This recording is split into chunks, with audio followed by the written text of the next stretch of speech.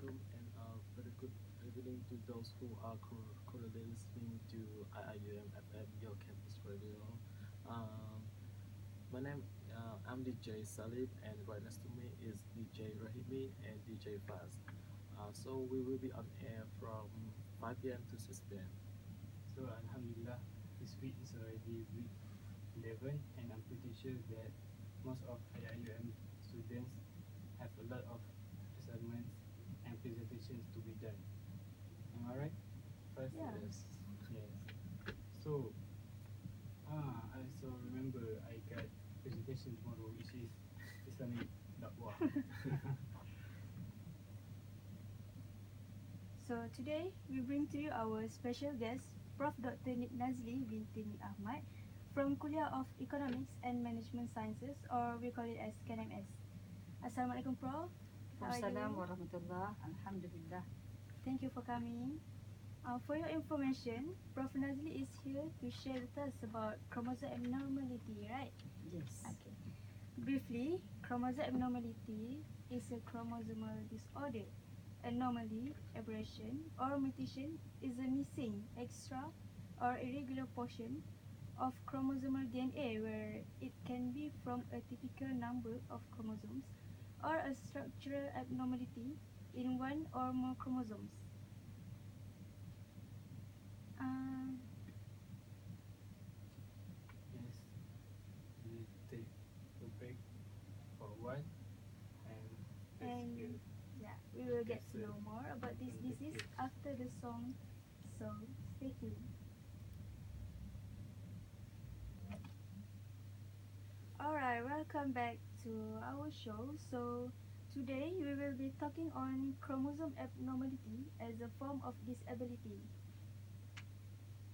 So, Prof, I understand that your son has a form of chromosome abnormality. Could you please, could you please tell the listeners of your son's age? He's 20 years old. 20 years He old. was born on 16th July 1999. Oh, 1999. So, what are the symptoms of your chromosome abnormality that you noticed at first?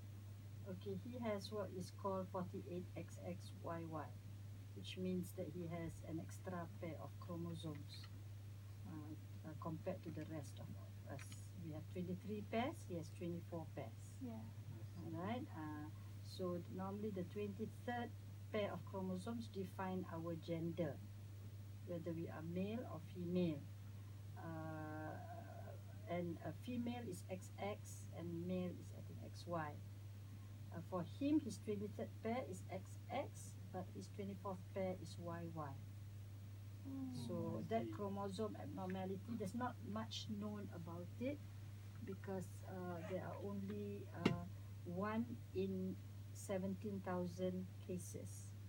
1 in 17,000 births of boys, because it happens only in boys. Oh, it's really And in important. some other reports, they say it's 1 in 18,000 to 50,000 births of boys.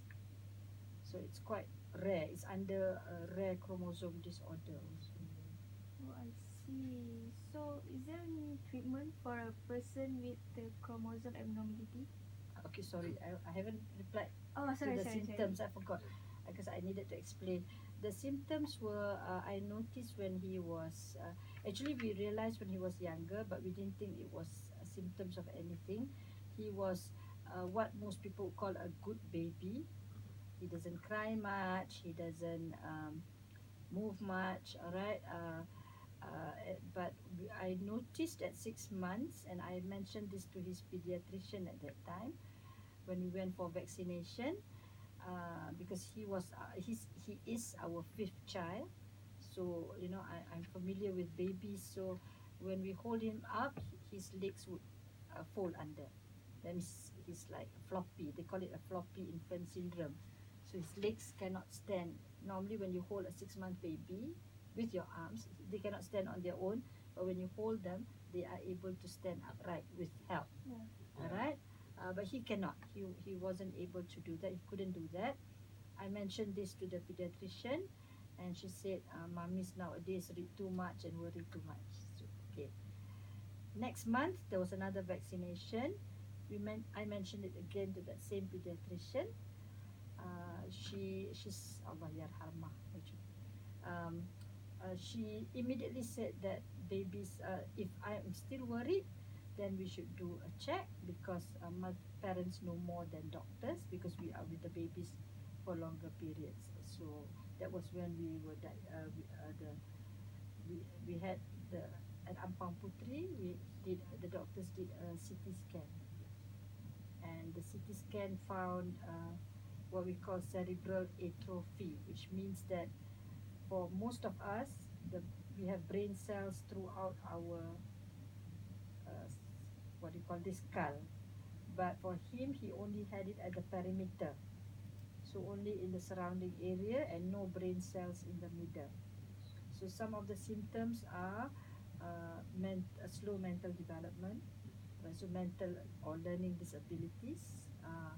But it can range from person to person, but there will be some mental impairment. All right. Other than that, they will have a lot of, because of that mental impairment, they will have behavioral issues. All right, and some will have aggressive tendencies, including my son. And so the symptoms we noticed were, yeah, when he was 2 or 3, he started to have outbursts. But the initial symptom we noticed was his soft legs. Before we had the CT scan done and further test at, because Ampang Putri said we cannot help your son anymore, we were referred to HKL, and that was where the pediatrician there, Dr. Sophia, now with Subang Jaya or Sandabi Medical Center, uh, ordered thought of ordering a special chromosome test that had to be done overseas. So our son was diagnosed at about 11 months of age with that chromosome disorder. And your question was? Is there any treatment for him? No, in terms of the chromosome disorder, it's He a cannot. birth. Yeah, it's a it involves chromosome, kan? So there's nothing that we can do. But it's more about the management of the patient. That means it's about early intervention at the early age, ensuring that we try to uh, uh, apa we try to um, and, try to, I forgot the word, try to stimulate his brains, can by putting him in a colorful area, giving him a lot of educational toys, and all that. So stimulating early intervention, and of course, early intervention not only included the formal learning but also things like therapy. So he went through physiotherapy, and with the help of physiotherapy, he was able to walk normally at the age of 2. With the help of speech therapy, he was able to speak at the age of 4. So a lot of assistance, because this abnormality leads to a lot of what they call global developmental milestones. That means delayed milestones. That means the child will achieve all the stages that we normally achieve at much later age. I see. So we will be right back. So stay tuned. And let's listen to Love Yourself by Justin Bieber. As flaws, everyone has imperfections. Everyone has their own weaknesses. So welcome back again with us. So let's continue with the questions. Um, so madam, where could the person get this treatment? Actually, our government hospitals are pretty good in terms of offering the various therapies. Alright. For example, our son Amma got his physiotherapy largely from HKL, and his speech therapy started with HKL, but uh, we wanted to help him develop his speech faster. So we also supplemented the therapy sessions in HKL with Gleneagles. So we combine the free ones with from private hospital. So actually the treatments are available in terms of the various therapies. They are available The only issue probably is because of budgetary constraints. The frequency of the therapy sessions are not so frequent, are quite low, and sometimes we get mostly trainees, I those who see. are pursuing their diplomas. Although some of them are very passionate about it, but still they are not fully certified physiotherapists or speech therapists. There will be somebody supervising them, but because of the lack of staff probably and high volume of patients, they also utilize interns, kan? Interns from Yeah. various diploma programs. So, could they also get it from private hospitals and other places? Yes, in terms of therapy, it is still difficult to find good speech therapists and good physiotherapists who can work with special needs children. Then there are already, I believe, a limited number of therapists in general, but those who are also able and or willing to work with special needs children, all right, would probably not be as many. So that is a challenge. The other thing is about medication. If for my son's condition, because he has certain behavioral issues, he also needs to see a psychiatrist on regular, I think, for anger management and all that, and he also needs psychiatric medication. So we first went to private hospital, but we were advised by the psychiatrist to go for the government hospitals because he says for she's told us that for special needs children, their dependence on this medication for some may be lifelong, and therefore it's going to be very costly for us. So, based on her advice, we then went to PPUM, and then now we've changed to HUKM. So, for if they are special needs in Malaysia, all OKU with a OKU card will be able to get free medication.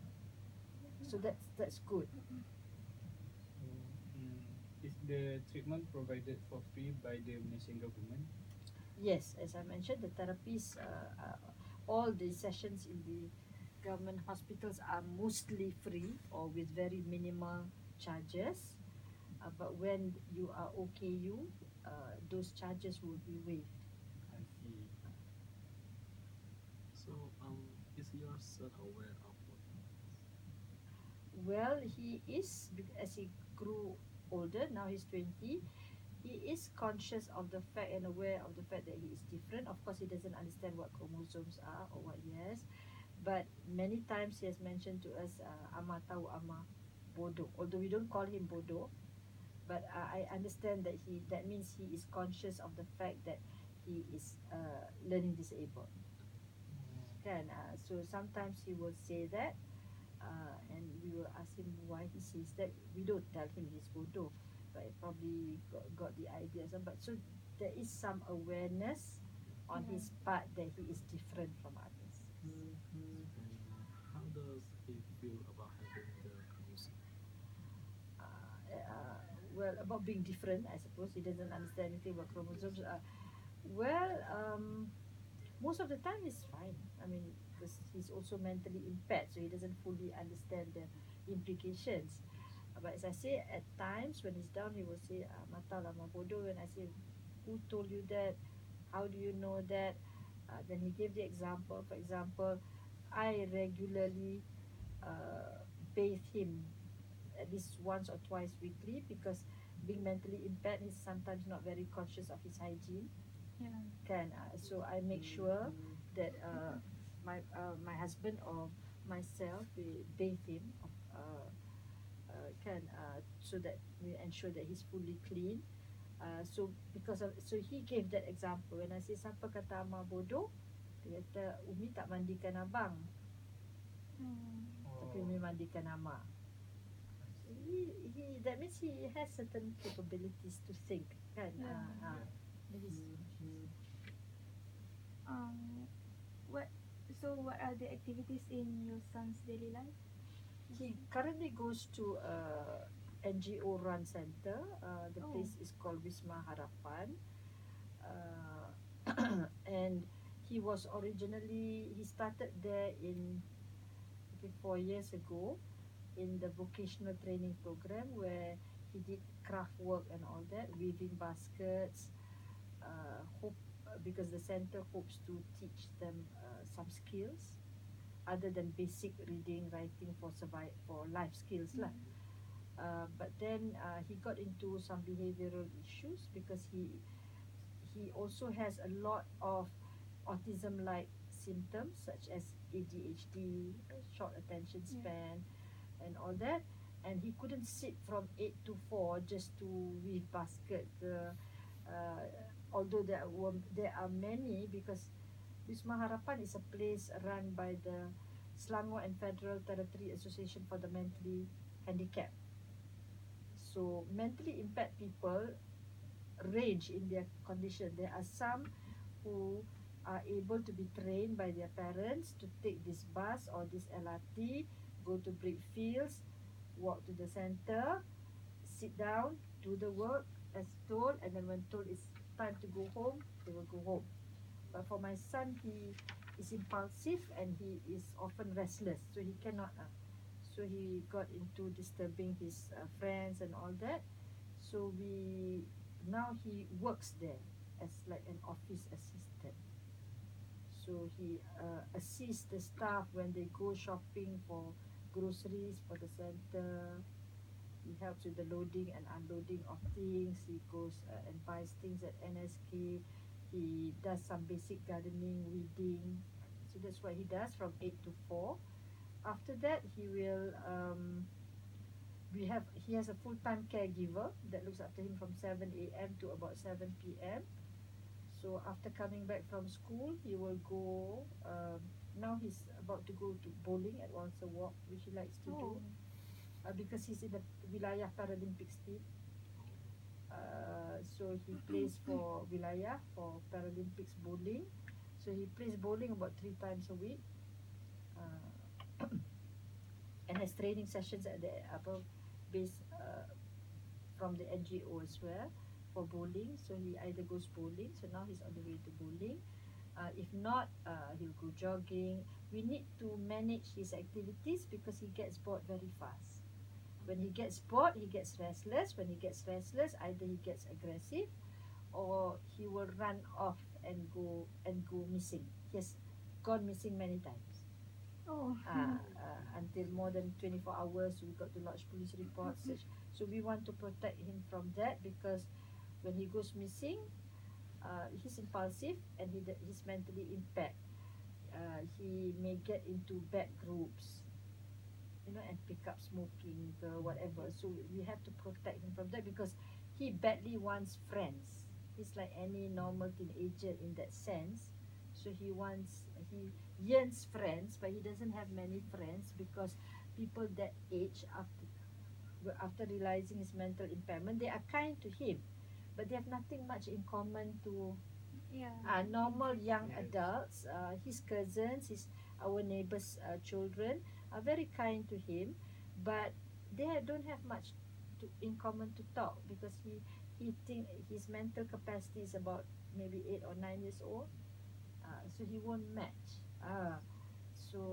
Because of that, he is always looking for friends. So we are very careful about that because we do not want him to get into the wrong groups. Yeah.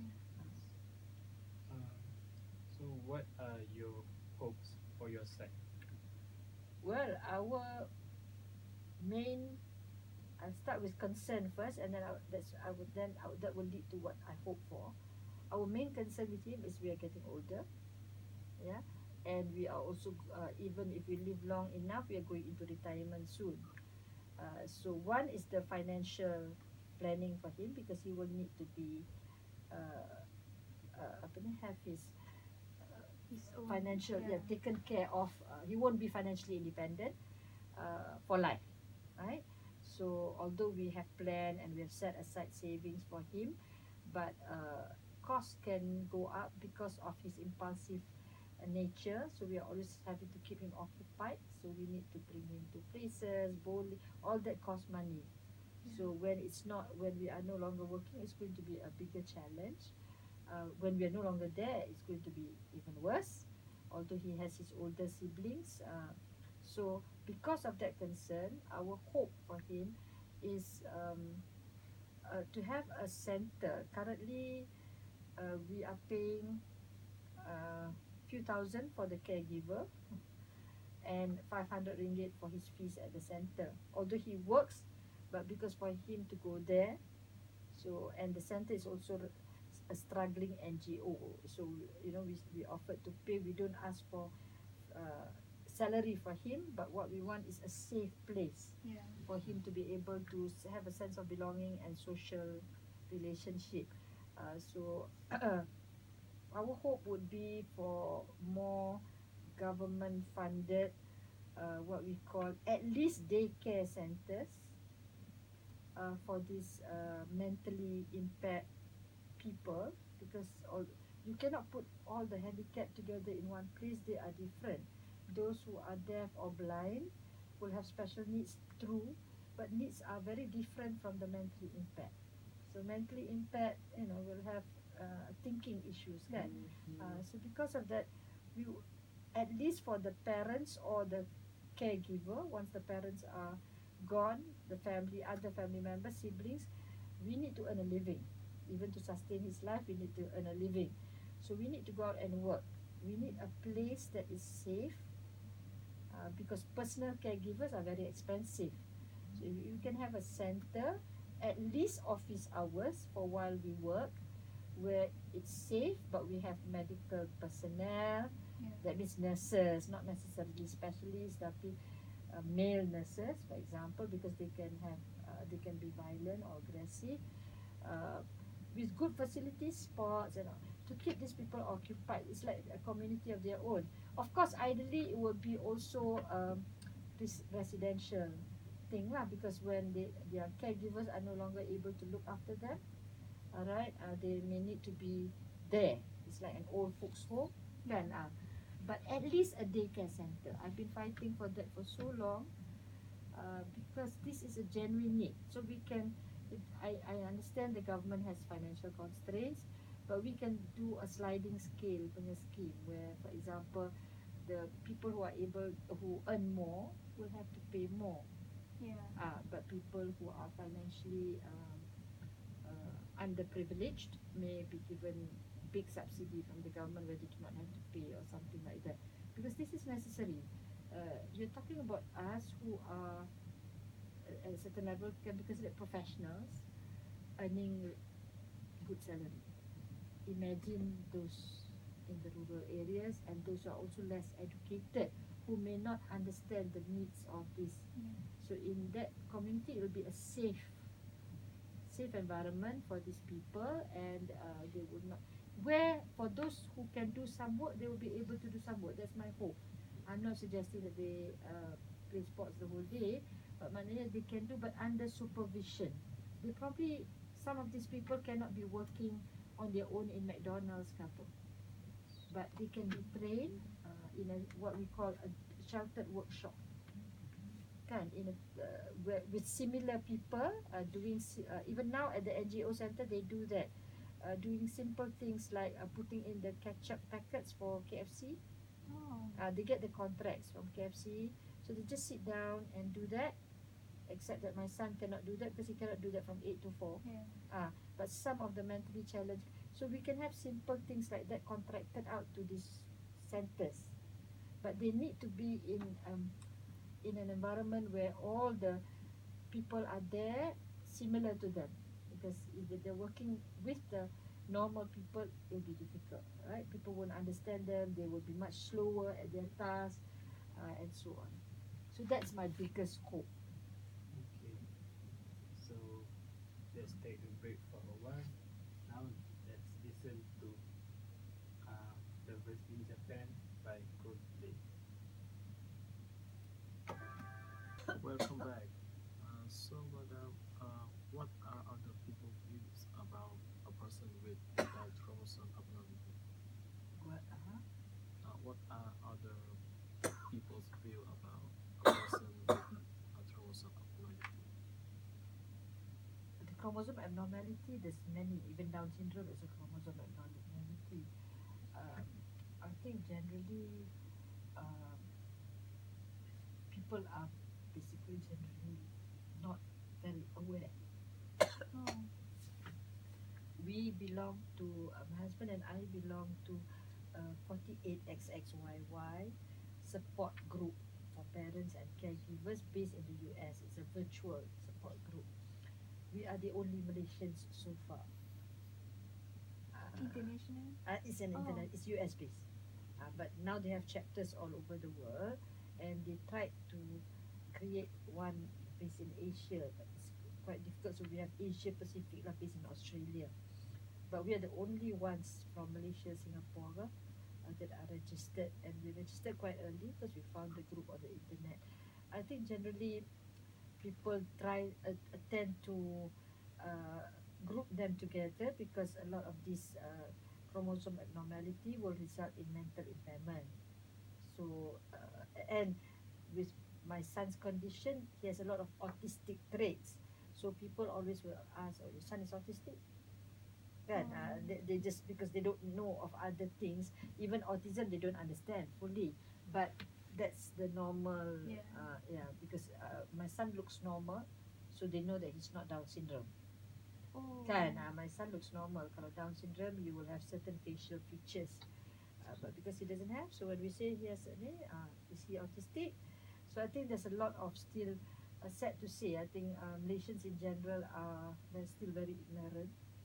Um, when you ask them what do they think, I just think that there is a lack of knowledge, there is lack of awareness, and they tend to think that they are all like one category, whereas chromosome abnormality there's so much variation.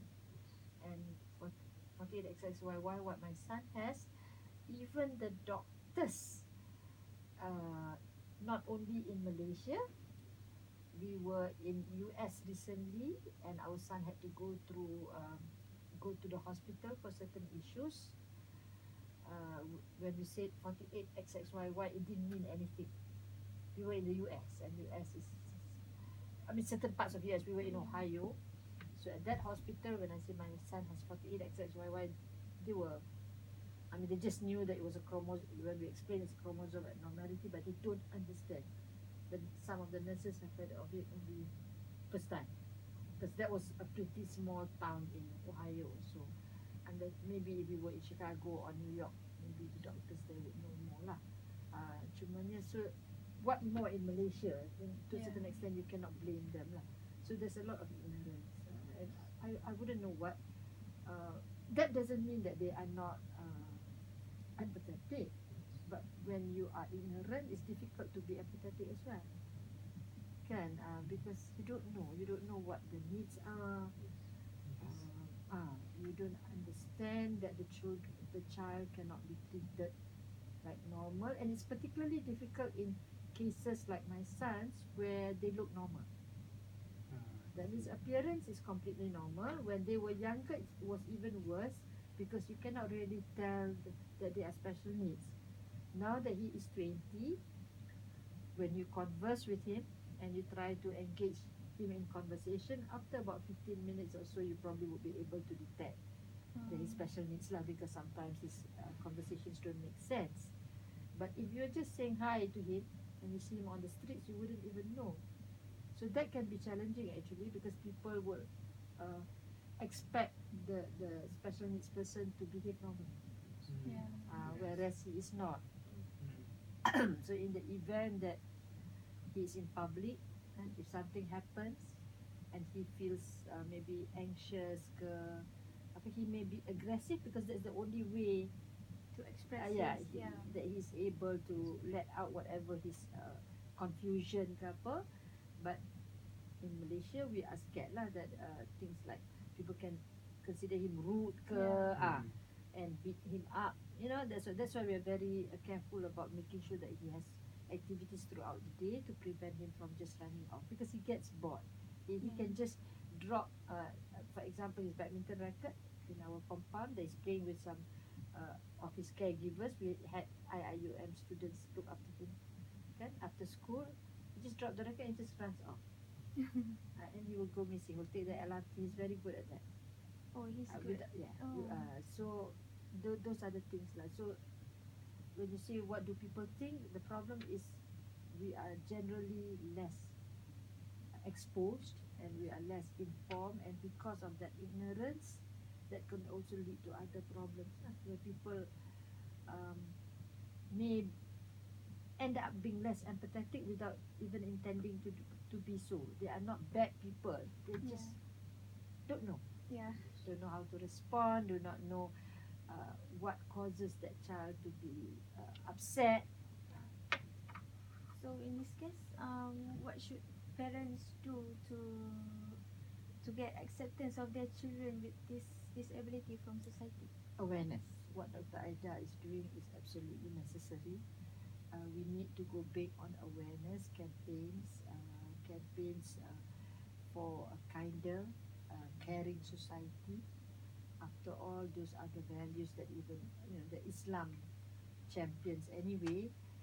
So I think we need to have a lot of awareness campaigns to educate members of the public that mental impairment, for example, or mentally impaired individuals are not weirdos.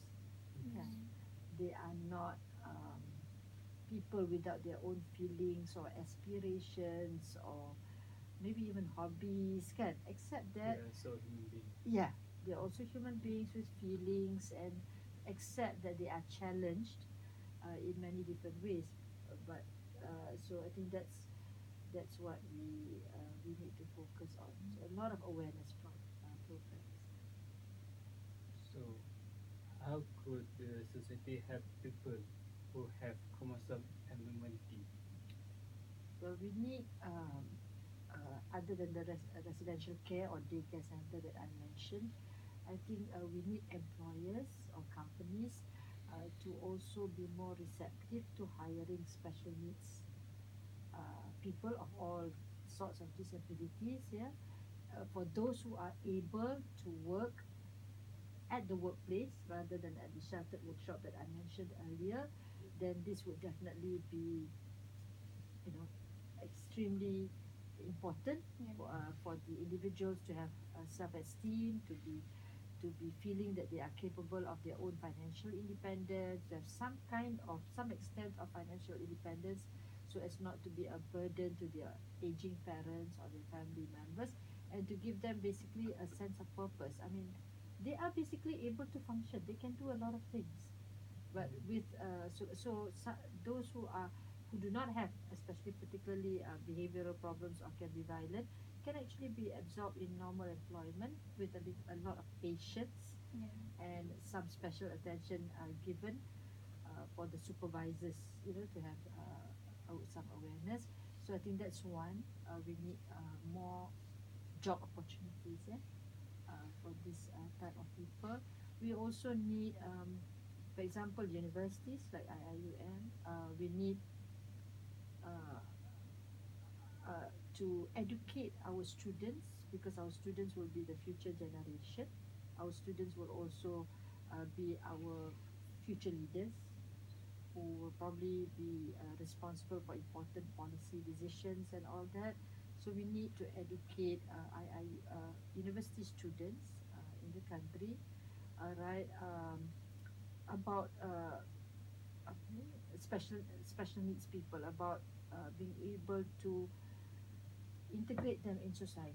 That means other than giving employment, providing for their daily care, all right, to help especially the financially underprivileged families. We also need, for example, to have some kind of programs that are run in terms of a lot of curriculums require community service now. So university-run community service programs should not only target, for example, groups like, there are many underprivileged groups. So other than orang asli and the poor, the special needs are should also be included. Underprivileged groups, and so these are the things that we can do. And maybe the last questions. That is, how can a university like IIUM in particular and other public universities nurture empathy and kindness towards the less privileged?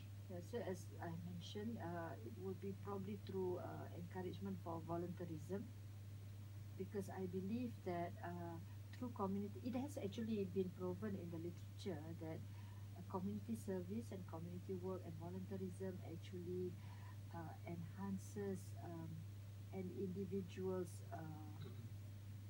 soft skills and individuals' character, that builds more resilient character. So I believe whether we are training doctors or accountants or engineers or communications experts, journalists, uh, we need what we need in society are not only competent professionals in their respective fields, but competent and empathetic professionals.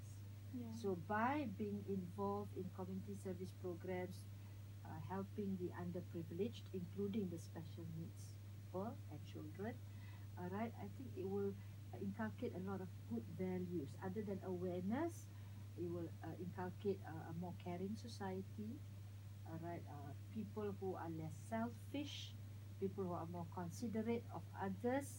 And when we are open to the fact that some people have many more challenges than we have, then we are probably kinder bosses at work. Yeah, we are kinder colleagues. Yeah, more considerate colleagues, and that makes for a better Malaysia.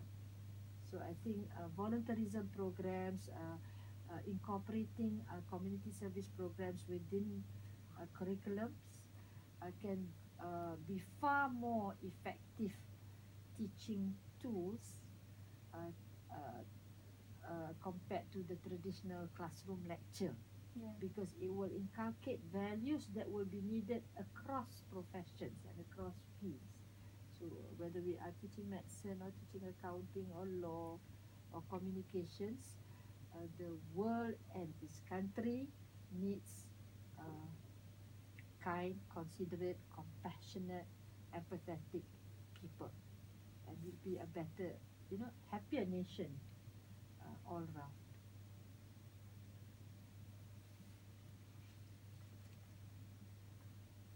Nice.